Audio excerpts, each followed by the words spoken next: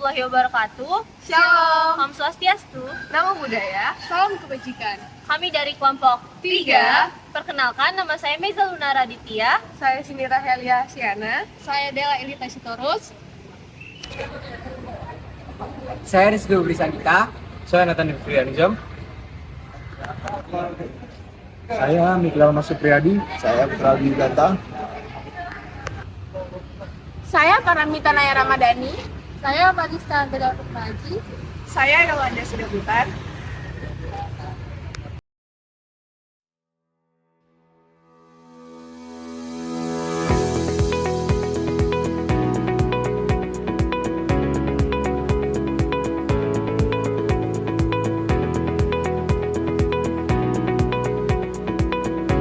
Berikut adalah cuplikan dari proses pembuatan kecap manis dengan metode fermentasi bioteknologi konvensional yang dilakukan oleh kelompok 3. Pertama-tama, kedelai yang masih fresh direbus hingga 2/3 matang atau kurang lebih selama 45 menit. Kemudian ditaruh di tampah besar dan diratakan hingga kedelai yang telah matang tadi dingin. Setelah itu, tutup rapat kedelai sehingga tidak ada udara yang keluar. Nah, proses penutupan ini kurang lebih selama 3 hari jika suhunya stabil. Jika musim hujan, biasanya kedelai rawan gagal atau tidak jadi. Nah, sebaliknya, jika musim kemarau justru dapat lebih cepat. Setelah itu, kedelai dikeringkan hingga kurang lebih selama 2-4 hari. Proses pengeringan ini juga ditambahkan oleh jamur dengan jenis Aspergillus wenti dan Aspergillus oryzae. Setelah dijemur kurang lebih 2-4 hari lamanya, nantinya jamur-jamur yang menempel pada kedelai akan semakin banyak tumbuh. Kurang lebihnya seperti kabut atau awan yang menutupi kedelai-kedelai tersebut. Hasil dari kedelai yang telah dikeringkan oleh jamur itu bisa bertahan kurang lebih selama 1 hingga 2 bulan, sehingga kedelai tersebut itu tidak mudah rusak. Kedelai sudah mulai dapat untuk difermentasi.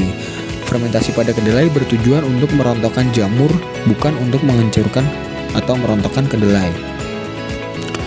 Proses perontokan jamur pada kedelai yaitu dikasih garam dan air panas. Tujuannya adalah untuk tidak terjadinya pembusukan secara cepat dan juga tidak tumbuh belatung. Proses fermentasi pada kedelai memakan waktu kurang lebih 2 hingga 3 hari. Kemudian, air yang ada pada hasil fermentasi kedelai dapat ditambahkan bumbu-bumbu dan rempah sehingga nantinya akan menghasilkan kecap manis. Nah, setelah itu hasil dari fermentasi direbus dengan bumbu-bumbu selama kurang lebih 1 jam, kemudian ditambahkan gula pasir yang telah dikaramelkan. Setelah itu, campurkan semuanya, lalu dimasak dengan api kecil dengan waktu lebih kurangnya 4 jam. Setelah itu, hasil dari kecap tersebut disaring, masukkan ke dalam guci untuk melakukan pendinginan selama kurang lebih 1x24 jam. Kemudian, kecap manis tersebut dapat dimasukkan ke dalam botol. Pakan ternak ya Pak biasanya. Iya, bisa diambil.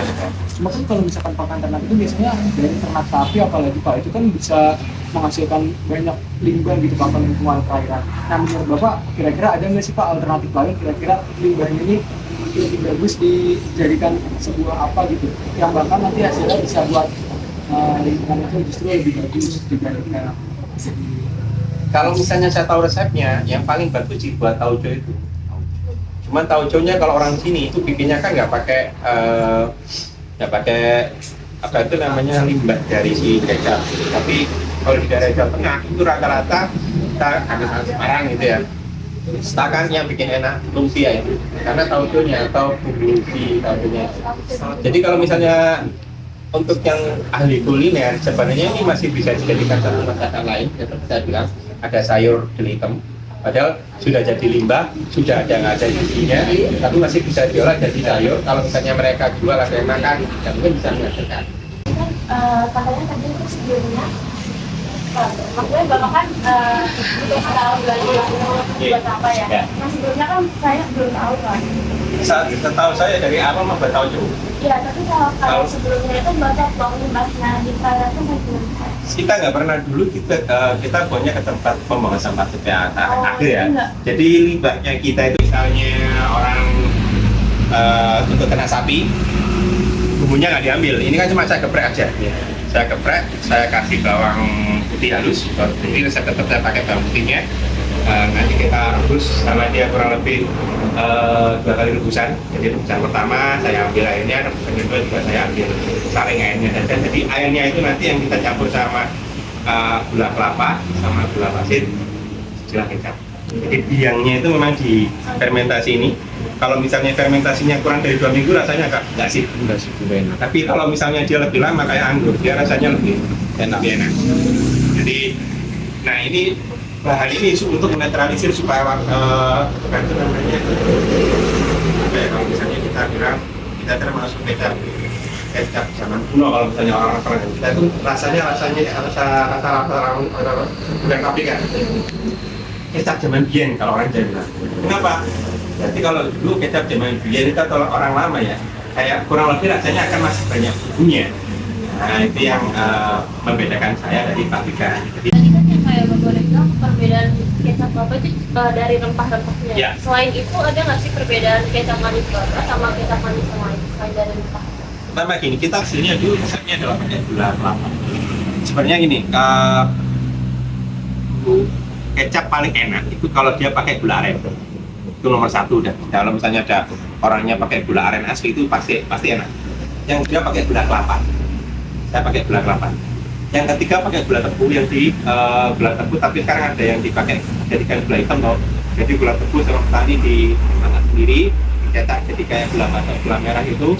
Nah, itu akhirnya ada juga yang nanti turunnya ada jadi sukrosa dan lain sebagainya. Jadi kalau tetes itu memang warnanya sudah hitam, sedikit aja udah manis. Sedangkan pabrikan butuhnya cuma manisnya. Kalau misalnya mereka harus pakai gula kelapa seperti saya beli di petani, nah akan nutut biaya produksinya. Kecap ini tuh tahannya berapa lama? Aslinya kalau tanpa pengawet kan saya bilang 6 bulan. Karena pengawet saya pakai cuma sedikit, saya pakai 1 tahun. Jadi yang mungkin kan kadaluarsanya kan 2025 Februari ya. Kalau 23 Juli kode produksinya itu saya pakai tanggal hijriah. Jadi supaya saya nggak lupa, jadi sekarang tanggal hijriahnya berapa itu tanggal produksi, nanti expirednya ya sesuai tanggal apa itu namanya umumnya. Ya. Gimana sih Pak buat mengontrol supaya kualitas dari kecap Bapak ini tetap sama? Kalau UKM kita belum punya sistem kontrol yang bagus seperti pabrikan. Ini yang kelemahannya UKM. Ini yang rasa kita itu tidak akan pernah bisa sama seperti jenengan kalau misalnya ke warung atau makan ke restoran yang dimasak chef atau apa ya. Karena bumbunya kan ada yang nggak pakai gram, ya kan. Jadi kan ada yang pakai taste atau pakai sekedar hatinya lah. Ada di sini bumbu yang pakai sekedar hatinya itu ya salah satunya si glow itu. Nama kalau misalnya kita dapat gulanya itu nggak terlalu hitam, jadi gula itu ada yang warnanya merah sekali. Nah ini ada 4 gradasi warna, ya kan? Iya. Ada yang merah banget, merah biasa. Ada yang merah banget, ada lagi ya warnanya. Jadi setiap kita dapat beli itu mesti tergantung musim. Tergantung musimnya. Ini beli langsung ke petani gitu? Enggak, kita beli langsung ke pengepul di pasar gitu. Jadi di antara gula semuanya ini kita nggak pernah tahu, cuma daerahnya dari pasirian. Nah, gula kelapa itu rasanya akan lebih bagus atau lebihnya itu kita sampai ke Jawa Tengah. Itu agak renyah, apa itu namanya, gula sebenarnya. Kalau ini kan gulanya masih pegunungan. Jadi kelapa di pegunungan sama kelapa yang mendekati daerah pantai itu rasanya kan beda. Ada beberapa proses yang mungkin membutuhkan tempat. Cuma proses penggilingan bumbu yang membutuhkan apa itu namanya orang giling bumbu ya. Selebihnya kami kerjakan. Proses pembuatan kecap manis 747 yang kami kunjungi menggunakan bioteknologi konvensional.